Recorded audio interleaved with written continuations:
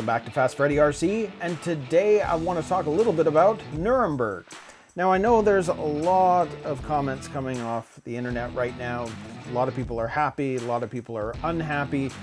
They wanted to see more releases such as the Falcon, the King Cab, and I agree. I was really hoping the King Cab would show up.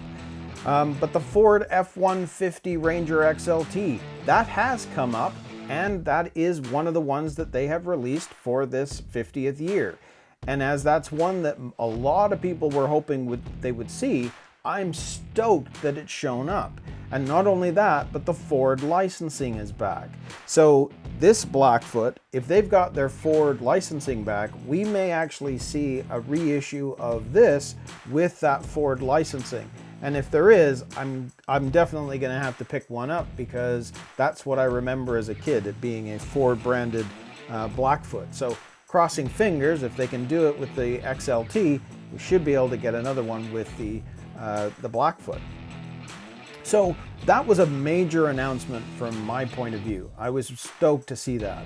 The other one that I really was quite shocked about was the Lunchbox Evo, which now comes with oil-filled shocks. It's got a double wishbone front suspension, and they've done something interesting with the rear suspension, which I haven't been able to see any more details on, as well as a brace along the front, which was a weak point on that CW01 chassis. So that's very, very cool. The other one that was cool was the Quirk Hopper. Yes, the Quirk Hopper. Don't know why they decided to stick with the Hopper name with this when it's not really a hopper, but it is pretty interesting. The body is pretty funky. It's got two lights at the front, which I actually hope they're operational, because it kind of has this really futuristic style to it, but I think it's going to be quite popular. Now that is on that GFO2 chassis, which is the same one that the squash van is built on.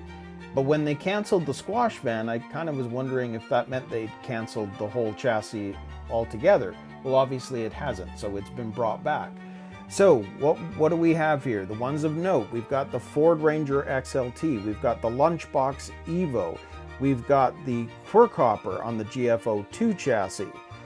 And then, of course, which honestly, guys, this is no surprise, we have the 50th anniversary Porsche 934, which is based on the exact Porsche that they produced as their very first kit. But the cool part about it is it's on a brand new chassis. I don't know the name of the chassis. I've tried searching for it. There's nothing there yet.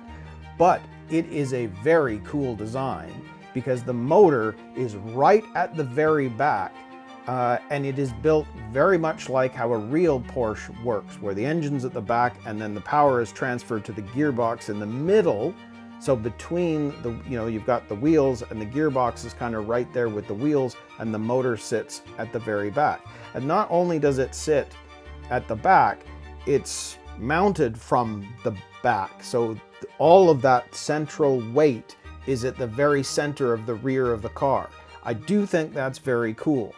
Now, the one thing that's weird about that Porsche kit, and Gavin from RC Kicks pointed it out, is that if you look at the photos, the rear wheels are in.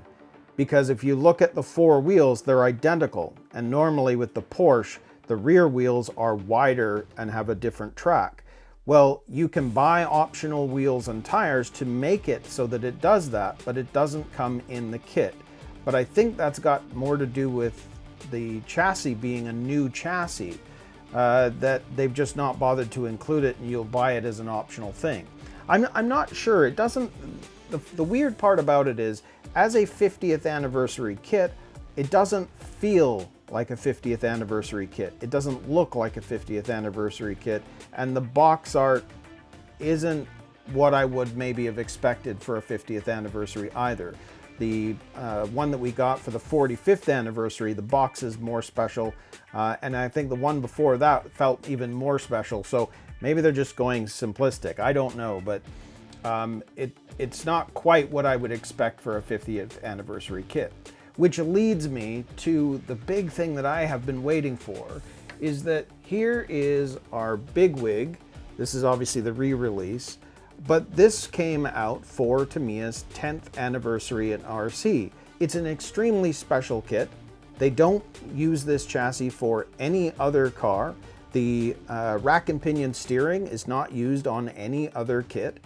This is very unique to this car to commemorate that 10-year anniversary. Well, I was kind of expecting that we would see another kit very specific for the 50th year. And I'm saying not a Porsche. They've been doing the Porsches, it's almost like every 5 years they come out with a Porsche as a commemorative model. But honestly, when you can do this for the 10th, I really would like to see something even more special for the 50th anniversary. And I'm not knocking them yet, because there's a lot more time to go. I mean, if it's not announced at the fair, we also have the whole year as being their 50th year. So it doesn't really matter if it's not announced now. Because remember, the Hornet Evo was released in 2024, in the summer of 2024, which they could have announced that model in January at the Toy Fair that year. So I still think, and I'm crossing my fingers, that there are more kits to come. They'll just be released at different times within the year. But we'll see. Now, just to quickly go over this, I have a list that I've pulled up here of what has come out. We've got the TRF 421X chassis kit, item 42391, the Porsche 934 47524. Now that's supposed to come out end of March. I expect it's going to sell very well, because not only is it the 50th anniversary one, it is on a new chassis, and I have to admit, I really want to build that chassis. We've got the Mercedes-Benz 190e Evo, 47525, that's expected end of June. We've got the Ford Zaxpeed, which we knew about on the TT02, that's end of April. We've got the Volvo Globetrotter 750 6x4 tow truck Silver Edition, which there's no date here listed as to when it would come out. Again, that's another surprise. I was really hoping to see some North American semis, because that one is just a rehash of the yellow one that they launched before. So it's, I feel like they could have done more with that. But again, I'm hopeful we might see some more end of the year. We've got the BMW M3 GT2. That's supposed to come out end of June, 58449. We got the Mini Cooper Rally, which we knew about, 1994 on the M05. That's going to be 58483, and that should come out end of June. Then you got the BMW 318i STW TT01E 58516. That's supposed to be end of June. The BMW M4 GT3 58751. No date on that. Now the Lunchbox Evo, it looks like that's going to come out end of June, 58755, and the Quirk Hopper will come out end of April, 58756, and the Ford Ranger XLT will be end of May, 58759, and then of course the BMW M3 Sport Evo Jägermeister 1992 TT02 58760. Now, we knew about a lot of those. The ones that interest me the most at this point is going to be the Ranger, the Quirk Hopper, the Lunchbox Evo, and then the Mini Rally on the M05. And I am so glad they've put it on the M05. I did not want to see that on an MB-01. I just like the fact that it's going to be on a designated, proven two-wheel drive, front-wheel drive chassis. So that's super cool. Now, obviously, there are a lot of other things that were shown at the fair. There's motors, there's different optional parts, etc. But the key things for me were the ones I've just mentioned. They were a shock. I mean, the Lunchbox, that was a shock. I was not expecting anything new with that. And I love the Lunchbox. And the fact that it's completely redesigned, and it also has, from what I remember reading, that it's going to be a wider track, so it might actually be more stable. Some people are commenting, well, if it doesn't wheelie, I might not be interested in it. As far as I know, it still wheelies. If you look at a picture from the back, it still has the wheelie bar. So I'm expecting that. But other than that, honestly, I actually am enjoying what I'm seeing so far. I may do another one of these at the end of the fair, but if nothing changes and that's all, they're not going to show any more new kits over this time, I'll leave it at that. But again, I know a lot of people are still feeling like they're slightly disappointed. I don't think you need to worry yet, because we've got a whole year where they could still be bringing out new kits. Because when that Hornet Evo came out, I was actually surprised it hadn't been announced at the fair in January.